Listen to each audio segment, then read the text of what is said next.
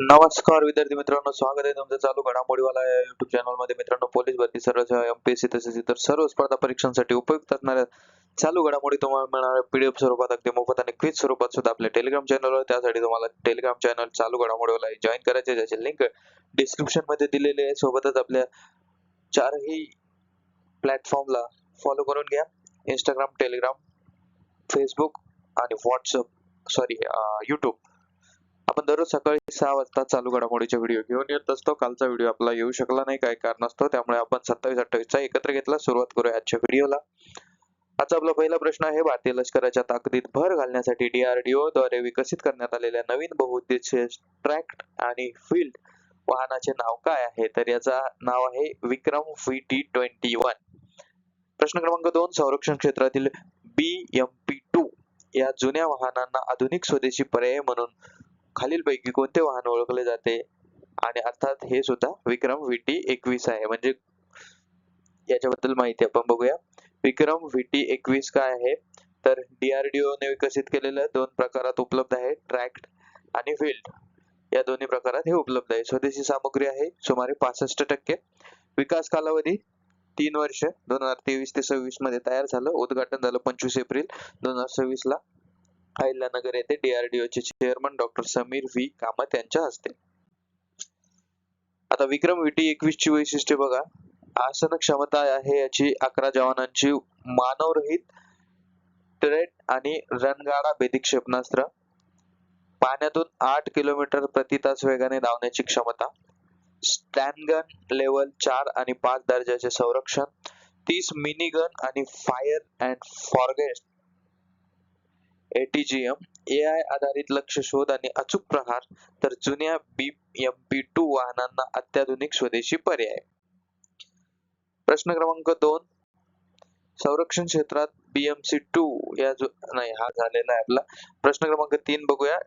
April 2023 मध्ये नीती आयोगाच्या उपाध्यक्षपदी कोणाची नियुक्ती करण्यात आली आहे? आणि या प्रश्नाचं उत्तर आहे अशोक कुमार लहिरी, ऑप्शन सी. खूप महत्वाचा प्रश्न आहे.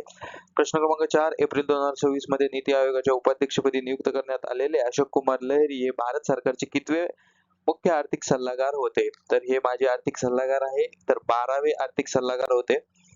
आता बघा, अशोक कुमार लहिरी यांच्या आधी नीती आयोगाचे उपाध्यक्ष म्हणून कोण कार्यरत होता? आणि या प्रश्नाचं उत्तर आहे सुमन बेरी, ऑप्शन सी. तर अशोक कुमार लहिरी यांची नीती आयोगाच्या उपाध्यक्षपदी नियुक्ती झाली आहे. तर सध्या नीती आयोगाच्या CEO पदाचा अतिरिक्त कारभार कोणाकडे आहे? ठीक आहे, म्हणजे आता यांचा पदभार हे स्वीकारतील, परंतु यांच्या अगोदर कोण होतं किंवा सध्या कोण आहे? तर निधी चिब्बर, ऑप्शन बी.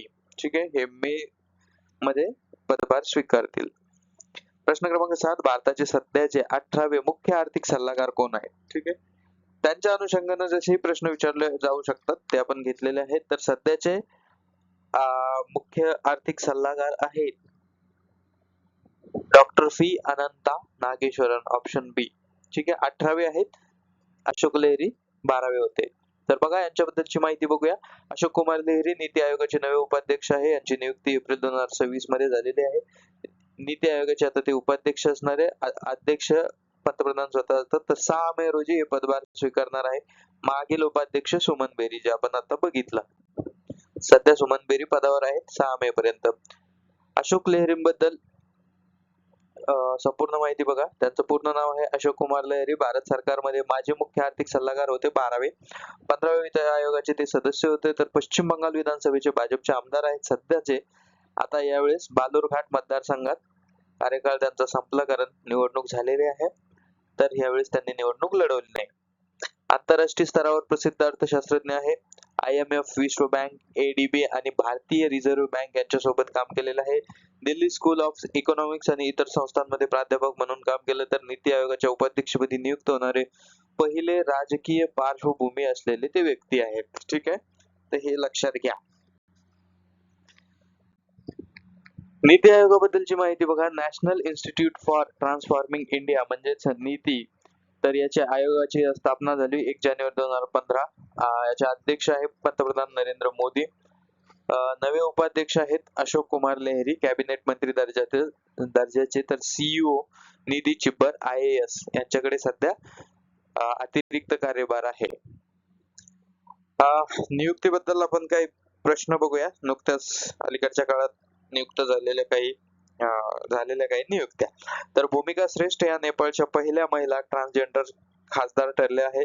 तर मेनका गुरुस्वामी या भारतातील पहिल्या खुल्या LGBTQ राज्यसभा खासदार, म्हणजेच ट्रान्सजेंडर किंवा ते जे सगळे विशिष्ट ज्याला आपण म्हणतो लेस्बियन वगैरे. स्वाती निरंजन ज्योती राष्ट्रीय मागासवर्ग आयोगाच्या NCBC च्या अध्यक्ष बनलेल्या आहेत. तर सम्राट चौधरी बिहारचे नवे मुख्यमंत्री, जे की भाजपचे आहे. भाजपचा पहिल्यांदा मुख्यमंत्री बिहारमध्ये बनलेला आहे.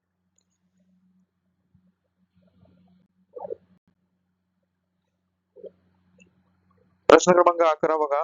मे 2026 मध्ये चौथी भारत आफ्रिका फोरम शिखर परिषद कुठे आयोजित केली जाणार आहे? आणि या प्रश्नाचं उत्तर आहे ऑप्शन बी, नवी दिल्ली, भारत. प्रश्न क्रमांक 12. मे 2026 मध्ये होणारी चौथी भारत आफ्रिका फोरम शिखर परिषद तब्बल किती वर्षानंतर आयोजित केली जात आहे? तर ही 10 वर्षानंतर आयोजित केली जात आहे. भारत आफ्रिका फोरमची पहिली शिखर परिषद कोणत्या वर्षी पार पडली होती? तर ही पडली होती 2008 साली पहिली. त्याच्याबद्दल माहिती बघूया. चौथी भारत आफ्रिका फोरम शिखर परिषद कुठे होणार आहे? नवी दिल्ली, भारतामध्ये 28 ते 31 मे 2026 दरम्यान. तर ही परिषद 10 वर्षानंतर होत आहे.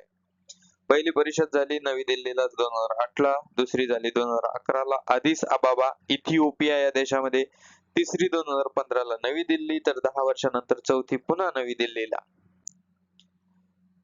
प्रश्न क्रमांक 14. जगातील पहिले एअर टॅक्सी स्टेशन कुठे सुरू करण्यात आले आहे? आणि या प्रश्नाचं उत्तर आहे दुबई. Air taxi. बघा, जगातील पहिले एअर टॅक्सी स्टेशन UAE म्हणजे युनायटेड अरब अमिरेतीज दुबईमध्ये सुरू झालेले आहे. दुबई आंतरराष्ट्रीय विमानतळाजवळ. या टॅक्सी वाहनाची वैशिष्ट्य आहे कमाल वेग आहे 320 किलोमीटर प्रति तास. तर कमीत कमी हे अंतर 160 किलोमीटर अंतर एकदा उड्डाण घेतल्यावर चालते. प्रवासी क्षमता आहे एक पायलट 4 प्रवासी आणि ही पूर्णपणे इलेक्ट्रिक विद्युत वर चालते किंवा इंधनाचं इलेक्ट्रिक आहे.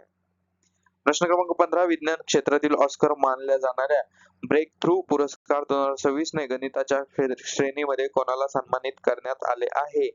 आणि या प्रश्नाचं उत्तर आहे फ्रँक मर्ल, ऑप्शन सी.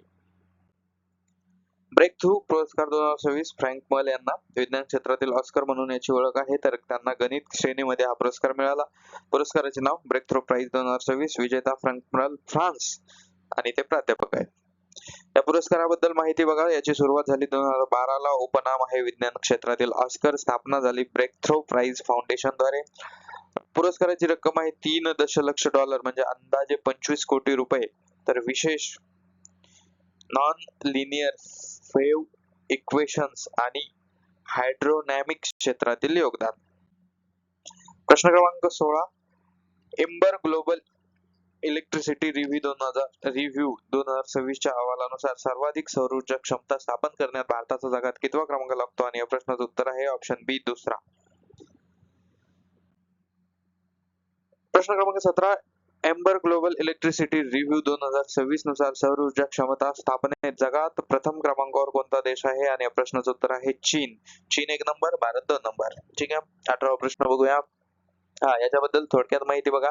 सर्वाधिक सौर ऊर्जा क्षमता स्थापन करणारा भारत हा दुसरा देश आहे एम्बर ग्लोबल इलेक्ट्रिसिटी रिव्ह्यू 2026 च्या अहवालानुसार. पहिला आहे चीन, दुसरा आहे भारत, तर तिसरा क्रमांक लागतो अमेरिकेचा. 2025 मध्ये जगातील 33.8% वीज नवीकरणीय ऊर्जेतून उत्पन्न झालेली आहे. तर पहिल्यांदाच नवीकरणीय ऊर्जेने कोळशाला मागे टाकले आहे. भारताने 38 गिगावॅट सौर ऊर्जा क्षमता स्थापन केली आहे. प्रश्न क्रमांक 18. युनेस्कोद्वारे जागतिक पुस्तक राजधानी 2026 म्हणजेच वर्ल्ड बुक कॅपिटल म्हणून कोणत्या शहराची निवड करण्यात आली? आणि या प्रश्नाचं उत्तर आहे ऑप्शन बी, रबात. प्रश्न क्रमांक 19. जागतिक पुस्तक राजधानी 2026 म्हणून निवडण्यात आलेले रबात हे शहर कोणत्या देशाची राजधानी आहे? तर हे आहे मोरोक्को या देशाची राजधानी, ऑप्शन बी. जागतिक पुस्तक राजधानी रबात निवड कोणी केली? युनेस्कोने. कोणाची केली? रबात या शहराची. काय आहे? मोरोक्को या देशाची राजधानी कधी केली? 23 एप्रिल 2026 ला. उद्देश काय आहे? साहित्य साक्षरता आदी ज्ञान संरक्षण माला याला प्रोत्साहन देणं. तर 23 एप्रिलला जागतिक पुस्तक व कॉपीराइट दिनाच्या दिवशी ही निवड करण्यात आली. प्रश्न क्रमांक 20. भारतीय संविधानातील कोणत्या अनुसूचीमध्ये पक्षांतर बंदी कायद्याशी संबंधित तरतुदी करण्यात आल्या आहेत? आणि या प्रश्नाचं उत्तर आहे 10वी अनुसूची, ऑप्शन सी. प्रश्न क्रमांक 21. पक्षांतर बंदी कायदा कोणत्या घटना दुरुस्तीद्वारे भारतीय संविधानात समाविष्ट करण्यात आला? आणि या प्रश्नाचं उत्तर आहे ऑप्शन सी, 52वी घटना दुरुस्ती, जी 1985 ला झाली. ठीक आहे. पक्षांतर बंदी कायदा म्हणजेच अँटी डिफेक्शन लॉ म्हणजे नेमकं काय? तर संविधानातील 10व्या अनुसूचीत समाविष्ट असणारा हा कायदा आहे. 52वी घटना दुरुस्ती कायदा 1985 द्वारे हा लागू करण्यात आला. तर हा कायदा संसद किंवा राज्य विधिमंडळातील सदस्याला अपात्र ठरवतो जर त्याने स्वेच्छेने आपल्या पक्षाचे सदस्यत्व सोडले, त्यांनी पक्षाच्या निर्देशाविरुद्ध मतदान केले किंवा मतदान टाळले, एखादा अपक्ष निवडून आलेला सदस्य निवडणुकीनंतर कोणत्याही पक्षात सामील झाला, एखाद्या नामनिर्देशित सदस्य आपली जागा घेतल्यानंतर 6 महिन्यांनी एखाद्या पक्षात सामील झाला.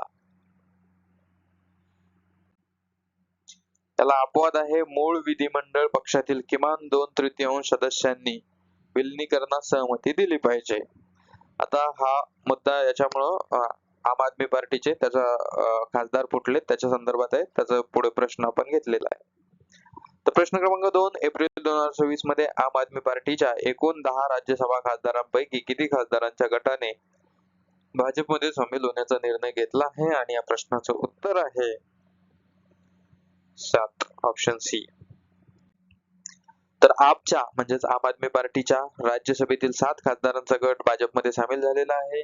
या पक्षाचं नाव आहे आम आदमी पार्टी. एकूण 7 राज्यसभा खासदार, 10 पैकी हे भाजपमध्ये यांनी प्रवेश केलेला आहे आणि तसं पत्र त्यांनी उपराष्ट्रपती किंवा सभापती राज्यसभेचे CP राधाकृष्णन यांना दिलंय.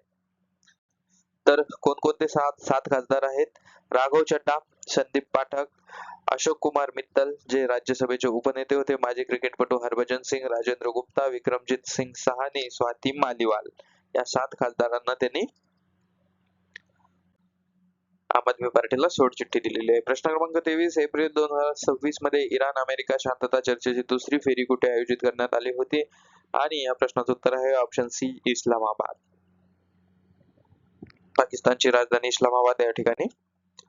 प्रश्न क्रमांक 24. इराण अमेरिका शांतता चर्चेत इराणचे प्रतिनिधित्व कोणी केले? तर इराणचे प्रतिनिधित्व केले अब्बास आराघची, ऑप्शन बी.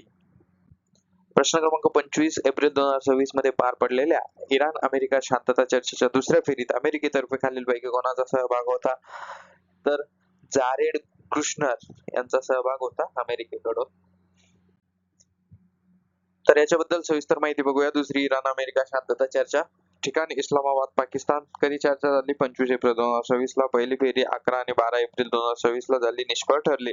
इराणचे प्रतिनिधी त्यांचे विदेश मंत्री अब्बास आराघची, तर अमेरिकेचे प्रतिनिधी स्टीव्ह विटकोफ आणि जारेड कुशनर. पाकिस्तानचे प्रतिनिधी पंतप्रधान शहबाज शरीफ, आर्मी चीफ असीम मुनीर, तर विदेश मंत्री इशाक दार. ठीक आहे.